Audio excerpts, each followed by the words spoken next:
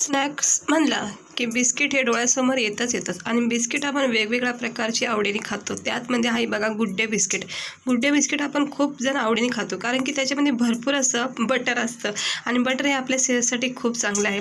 पण तेच good day बिस्किटचा flavour आज मी गव्हाच्या पिठापासून बनवलेल्या बिस्किटमध्ये देणार आहे.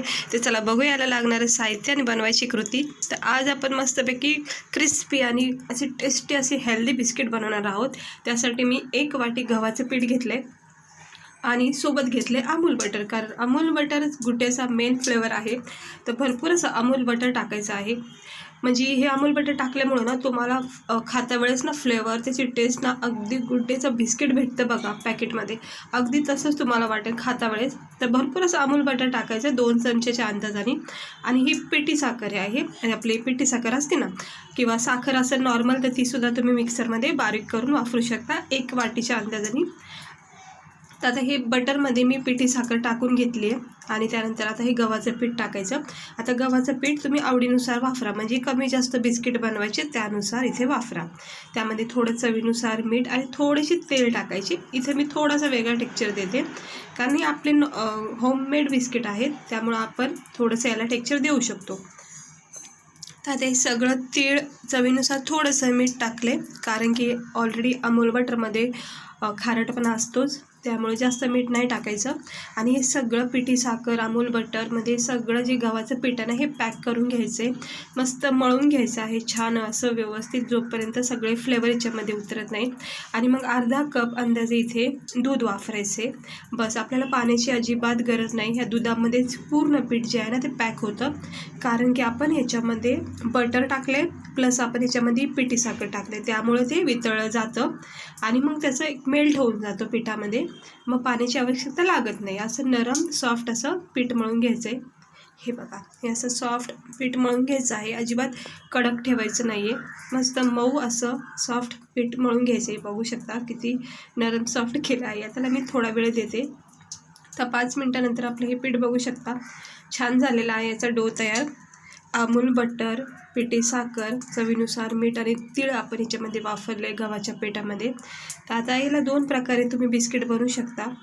तुमच्याकडं जर बोलतात ना चौकोन आकार तुम्हाला द्यायचे तर चौकोन आकार तुम्ही देऊ शकता. पण सगळ्यात सोपी प्रोसेस ना हीच आहे. हे बघा, अशी छोटी छोटीशी रोली घ्यायची, म्हणजे बाउल करायचे आणि मस्त असं पेड्यासारखं सुरुवातीला दाब द्यायचा आहे बघा. असं हलक्या हाताने मला मधोमध दाब द्यायचा आहे. खूप सोपी प्रोसेस आहे ही वाली, मला खूप आवडती, झटकीपट होतात. आणि थोडीशी कट करायची कारण आपलं गुड डे बिस्किट तुम्हाला माहिती आहे वरून त्याला असे कट आहेच आहेत. त्यामुळे बघा खूप सोपी पद्धत आहे बिस्किट अशी बनवायची. नाही तर बिस्किट कटरसुद्धा भेटतो गोल आकाराचं, म्हणजे आपण पुऱ्या जशा काढतो ना तसे ते बिस्किट कटर भेटतो छोट्याशा नॉर्मल साईजचं. पण ही मला खूप आवडती सोपी पद्धत आहे, झटकीपट बनली जाते. हे बघा मस्त परफेक्ट लुक आला आहे. तर मी सर्व काढून घेतले आहेत. तर आता लहान मोठे साईड झाले आहेत तर काही हरकत नाही. तिकडे बघू शकता किती छान याला लुक आला आहे बघा तुम्ही, किती मस्त वाटते दिसायलाच. आणि वरून थोडेसे 1-2 तीळ असे थोडे दिसतात. आता हे तीळ आहेत ना काही ना असे तेलात टाकल्यामुळं ना सुटले जातात, त्यामुळं काही तीळ एवढे जास्त राहणार नाही याच्यामध्ये. तर मस्त झालेले आहेत. आता आपण याला करूया फ्राय. तर गरम तेल करून घ्यायचे, अगदी मंद आच ठेवायची आहे, जास्त फास्ट फ्लेम अजिबात ठेवायची नाही गॅसची, नाही तर काय होईल करपले जातील झटक्यामध्येच आणि मग फ्लेवर तर येणारच नाही, वरच्या वरच असे भाजले जातात. त्यामुळं मंद आचेवर ठेवायची, कारण मंद आचेवर म्हणजे कसं आतून मस्त डीपपर्यंत फ्राय होतात, त्याच्यामध्ये अजिबात कच्चापणा राहणार नाही. हे गव्हाचं पीठ असल्यामुळं त्याला छान असं फ्राय केला गरजेचं आहे. वरच्यावर फ्राय करून उपयोग नसतो, म्हणून मंद आचेवर अशी फ्राय करायचे. आणि याच्यावर असा रंग चढतो बघा, गोल्डन ब्राऊन असा रंग येतो. ह्याला कम से कम तुम्हाला 2 मिनटं मंद आचेवर चांगलं फ्राय करून द्यायचं आहे. हवं तर तुम्ही इथे मंद आचेवर बिस्किट ठेवून दुसरं पण काम करू शकता, फक्त अधूनमधून चेक करायचं आहे. आणि बारीक गॅस करायचा आहे खूप. इकडे बघू शकता हे बघा मस्त याच्यावरचा पणा बघा कडकपणा तयार झाला आहे. आणि थोडंसं याला रंग आला की मग आपण हे चेंज करायचं, म्हणजे ह्याला थोडंसं पलटून घ्यायचं. हे बघा मस्त असे खमंग बघा आपले बिस्किटाचा लुक तुम्ही बघू शकता किती छान आलेला आहे. मस्त ह्याला बेक पण करू शकता तुम्ही. आपण जे बिस्किट तयार करतो ना पिठाचे ते डायरेक्ट तुम्ही बेक करून सुद्धा खाऊ शकता आणि असं फ्राय करून सुद्धा खाऊ शकता. हे बघा पण बेक केलेली वेगळी चव असते आणि फ्राय केलेली थोडी वेगळी चव लागते. हे बघा मस्त झालेले आहेत, अशी खमंग टेस्टी आपले बिस्किट खाण्यासाठी. आता ह्याच्या जास्त फ्राय करायचे नाहीत आपल्याला, एवढा टेम्परेचर पुरेसं आहे. तर 2 मिनटं लागले मला हे इतके छान असा रंग येऊपर्यंत. तर मंद आचेवरच याला मस्त शेकून घ्यायचं आहे. आणि आता मी हे एक एक करून काढून घेते. खूप छान असे बिस्किट आपले तयार झालेत गव्हाच्या पिठापासून. आपण काही याच्यामध्ये वेगळं विशेष वापरलेलं नाही, इलायची वगैरे काहीच वापरले नाही किंवा ड्रायफ्रूट नाही टाकलेत. इकडे बघू शकता, तुम्हाला मी दाखवते. हे बघा किती कडकपणा तयार याच्यात झाला आहे. आणि हे ना हे एक्स्ट्रा ऑइल याचं काढून घ्यायचं आहे. हे बघा आता मी तुम्हाला याचा फायनल लुक दाखवते. बघा हा आहे आपला परफेक्ट बिस्किटाचा लुक.